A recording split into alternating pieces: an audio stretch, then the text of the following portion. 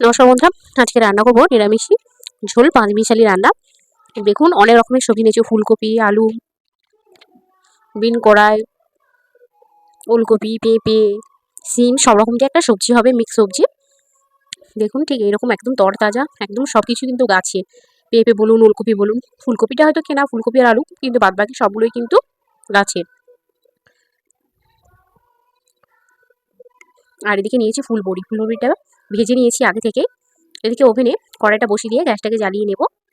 গ্যাসটা দেখুন গরম, কড়াইটা গরম হয়ে গেছে, দিয়ে দিচ্ছি এখানে রিফাইন অয়েল।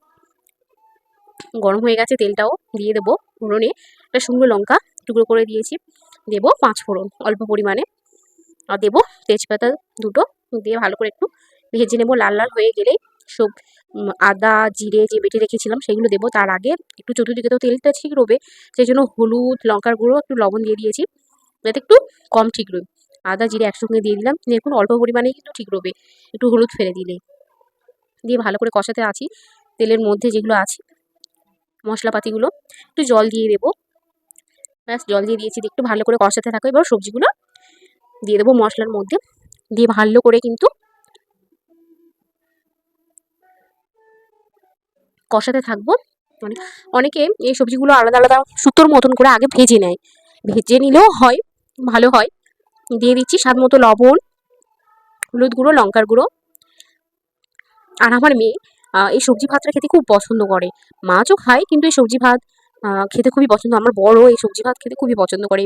বিশেষ করে এটা যদি আমি আরও প্রেশার কুকারে করতাম আরও ভালোই লাগতো ওদের জন্য। আমার আবার এই কড়াইয়ের মধ্যে একটু হলে বেশি ভালো লাগে।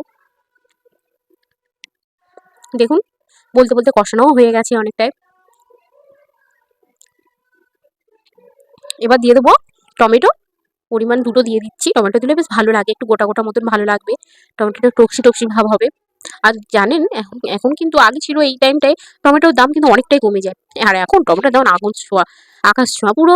এখন 50 60 এরকম কিলো, 50 60 টাকার কিলো, তার নিচে তো নয়।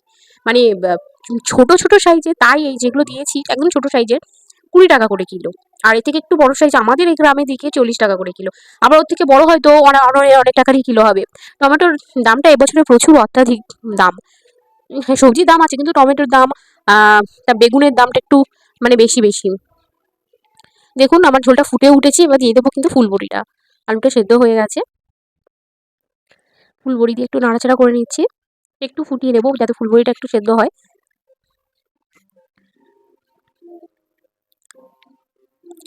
দেখুন ফুটে উঠেছে, একদম মাখা মাখা টাইপের করবো।